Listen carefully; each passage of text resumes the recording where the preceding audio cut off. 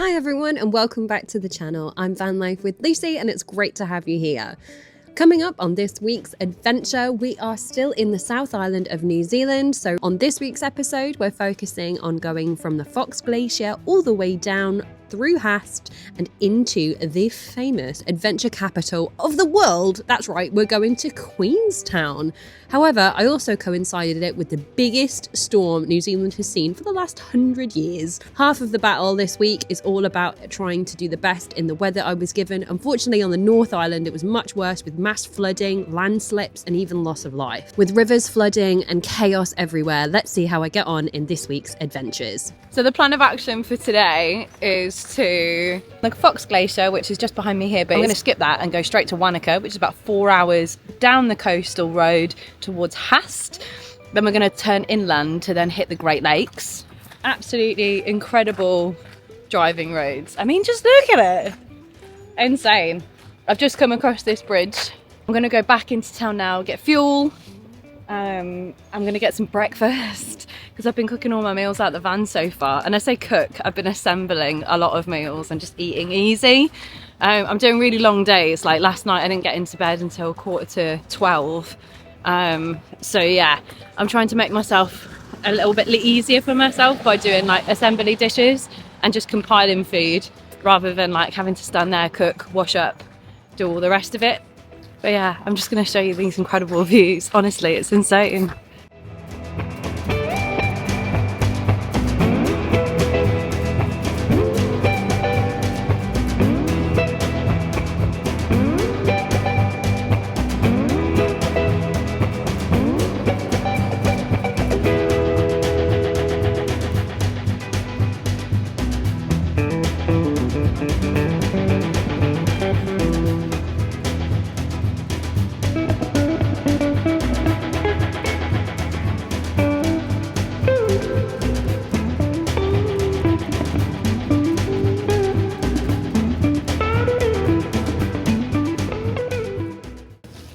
So I've just pulled up at Franz Joseph, I want to say mountain village, but it's more coastal where we are.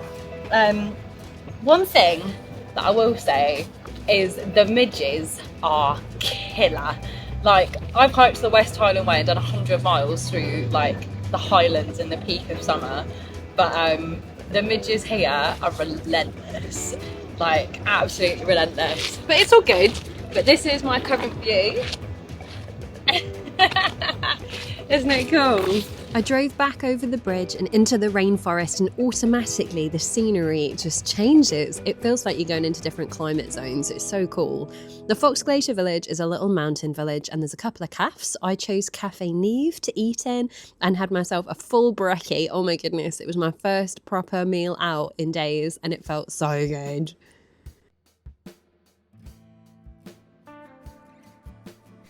Hi, so we've just arrived at Te Kapapikita or Te Waka or Whaka, possibly, because I think the W's are pronounced as like a sound, so it's Whaka, which is also known as the Fox Glacier viewpoint. So that's just behind me here. I was really hoping to see the glacier clearly, but right now it's completely hidden behind clouds and fog, and honestly, this is the part of traveling you sometimes just don't get the picture postcard view. But I guess this is the real experience right now. And actually, fun fact, because it's January here, it's actually summer in New Zealand, so normally you'd expect much warmer temperatures. But again, this storm is playing havoc. So no blue skies for us today, but the whole west coast sits right next to the Tasmanian Sea and it's really known for its unpredictable weather.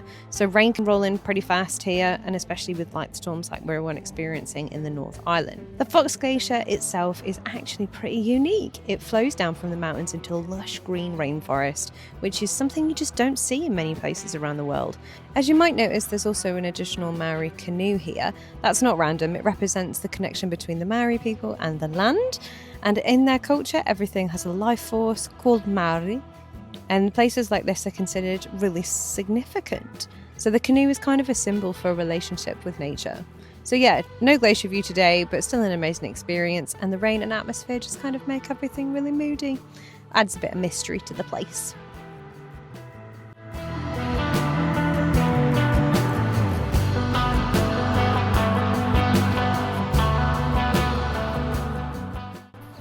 just so you can see for a little bit of sizing. Absolutely huge part of the two ships that are broken apart. And I suppose they would carry like entire communities of people originally, so that's why these boats as a representation are huge. They would carry a lot of people, a lot of food, a lot of stuff. But one thing that's really nice is how here especially a lot of these sites of significance have got like the traditional Maori stories attached to them, so you can learn a lot about the cultural traditions as well.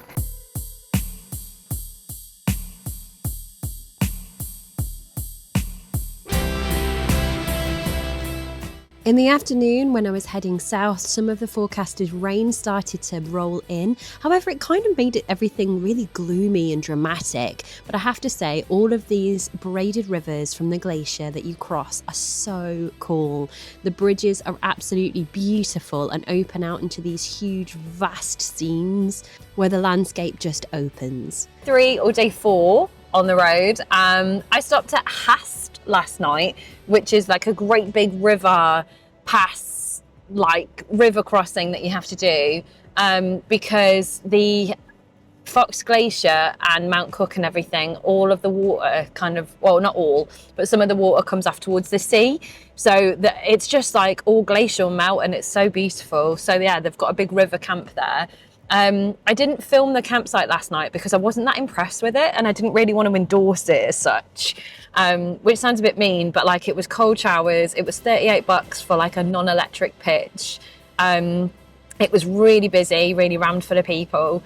So actually, like by the time I'd got myself a cold shower and washed my hair, which needed doing, yeah, it was a little bit like, I don't really want to endorse this place because there was a couple of different issues and the bins were a mess and it was pretty noisy as well. So I like wouldn't recommend it. The plan is now head over to Wilson's Creek, which is kind of like a lesser known of the waterfalls within this valley region.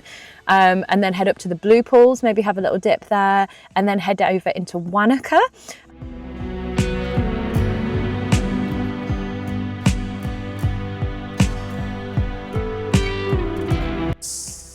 So I just got to Roaring Billy Falls. This is an unofficial stop. I didn't plan on stopping here, but I heard the sound of the water and I was like, you know what? I think I just gotta. So that's the waterfall behind me. The actual river is so high at the moment that you can't like physically get to it, but I'm gonna go closer to try and get a better peak view. But just look at the size of this riverbed, and can you hear all that noise? I didn't bring my microphone, but the jungle behind me, flies, is making so much noise. Everything is so alive here. Look at the size of this riverbed. Gotta keep moving and get away from these flies.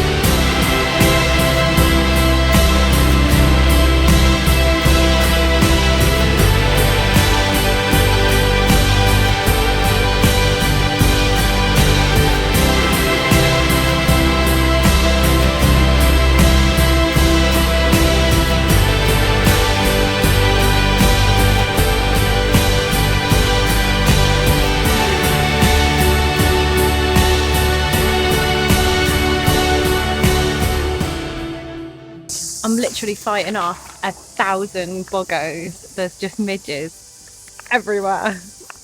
Fucking midges. So the next stop I've kind of pitched up at for a little while. I've just had a tuna melt sandwich, which has been really nice out the back of the van in the car park here, is the Blue Pools. So this is like an hour walk all the way around, and then I really need to hot foot it to Wanaka to try and get there today. The thing is, the Haast Pass has just completely surprised me as like, there's so much to see and do here. So I'm going to show you what the water looks like here, because the river is just looking absolutely beautiful. I'm sweating, it's so nice. The forecast said it was going to be chucking it down. If you can see, absolutely gorgeous. After this, I'm going to go for a swim, I think, and it's also to treat my hands and bites, which are like enormous.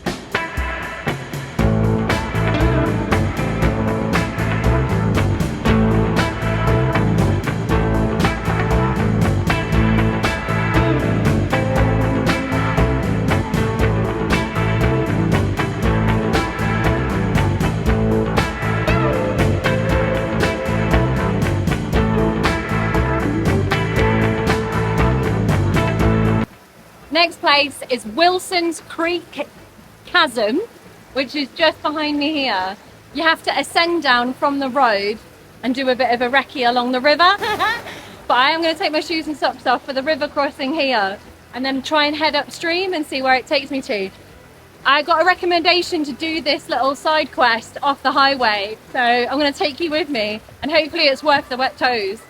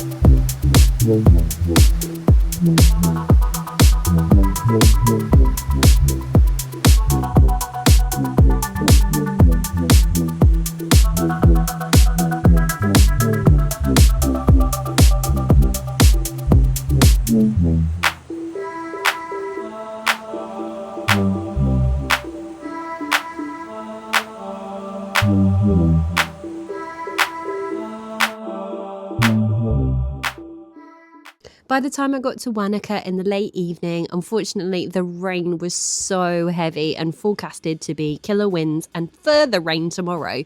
So I decided to stay at a campsite called Albert Village.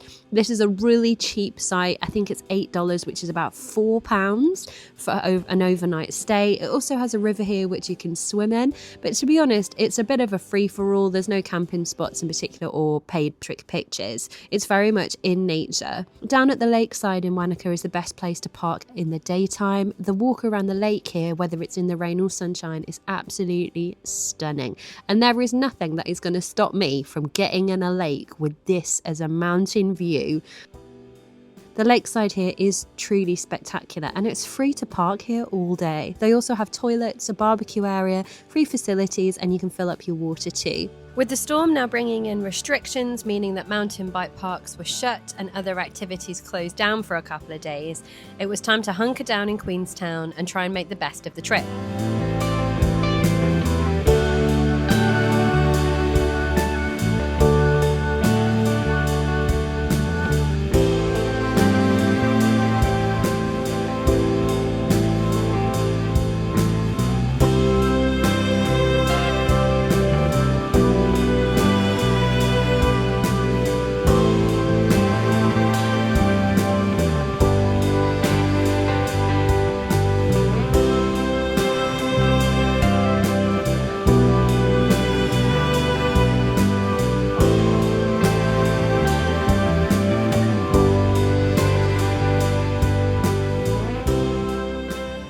goodness, it is absolutely throwing it down. So I'm just about to head over the Crown Range to Queenstown, and I'm gutted that I'm not going to see most of those views because of the rain, but it is what it is.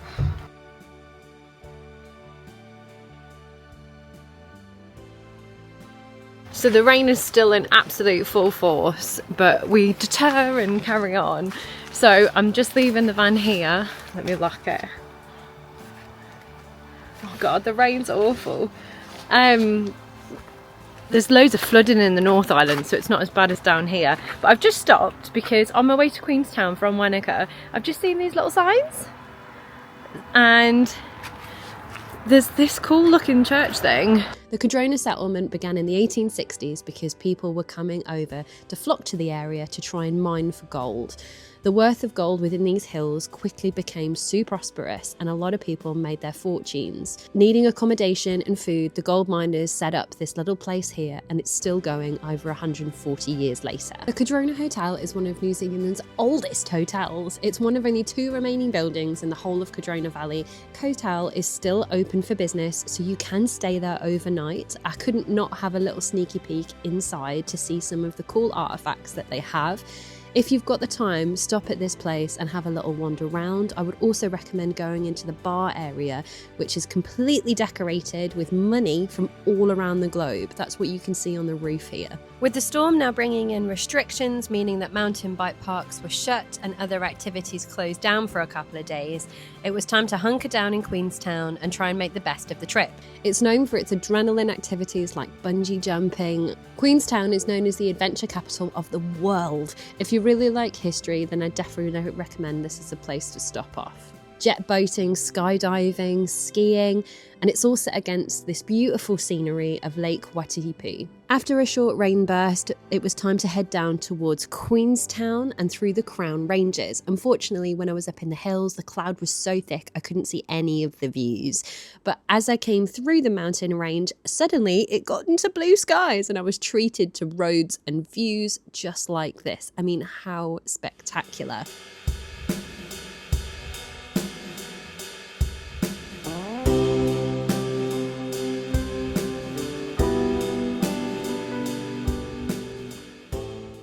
So here's the 3 top activities I would recommend if it's raining in Queenstown. First up, check out the Illumini Hot Pools, or onsen. It's overlooking the mountains and the rain hitting the water is actually really, really nice. If you're solo traveling, this was a really cool experience because you can choose to book the communal pool. So you share it with like a whole group of people and everybody chats and has a drink, and it's actually really social. Overall, I think it cost me $17, and you have a choice of 4 different dipping pools. And you also get a nice hot toasty shower at the end. So if you're camping, it's also great as a bit of temporary luxury. If it's still chucking it down, you can always spend your evening going to Ferg Burger, which is the amazing burger joint right on the high street, which is famous for its giant patties.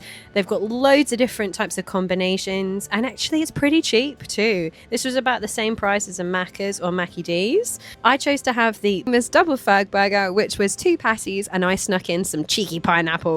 If it's feeling a little chaotic in town, which sometimes it can be, I would also recommend going further out to Arrowtown, which is another of the gold rush towns, and it's a really pretty place to just go and have a look at a traditional pioneer timber village. If you just wanted to use Queenstown as your base and are only staying here for like 24 hours, I would also recommend booking some trips from here. I decided to work with a company called Head Out. One of my favourite experiences whilst I was in Queenstown has to be working with the Head Out app and taking a helicopter line chartered flight of the Grand Circle. I know. Oh my goodness. This was my first trip in a helicopter, and basically, true to its name, you get to go and capture like 360-degree panoramic views of Queenstown, Lake Watipu and Glen Orchy. You fly through diverse landscapes and get to see the ski slopes on Cornet Peak, and even though there's no snow on those mountains, it's still absolutely stunning. And you fly over the Shotover River as well, so you can see how a lot of those kind of more canyon bases have been formed. The helicopter line are an agent which you can book with, So you can have a scenic helicopter flight and an alpine landing, which should be possible even if there is snow. They also do like a hotel pick up and drop off, and the pilot does some commentary, so you get to learn some things whilst you're on the move. As well as they played like Creedence Clearwater Revival through the headphones, which was just living out my best like movie moment of being in a helicopter with these views, like, blasting out tunes, which I just thought was really cool. For all the helicopter buffs out there, I was flying in the very popular AS350 Squirrel, which is perfect for scenic flights. There was actually 6 people within my helicopter, so I wasn't on my own, and it was about a 35-minute trip in total.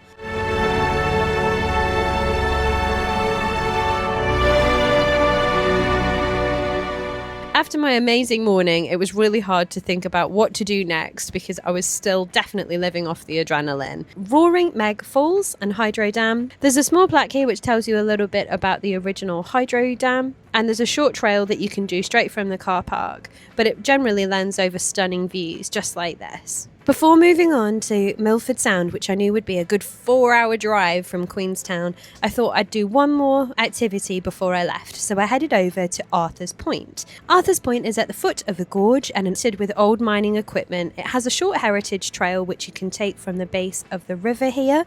There's 2 adrenaline activities which are run from here, which is the shot over jet as well as the rafting experience. If you're into whitewater rafting, I would definitely recommend spending the afternoon with these guys. I saw 6 or 7 boats past me and everybody looked like they were having an amazing time. Then it was time to go and get my grocery supplies for the next 4 to 5 days because I'll be heading down to Milford Sound.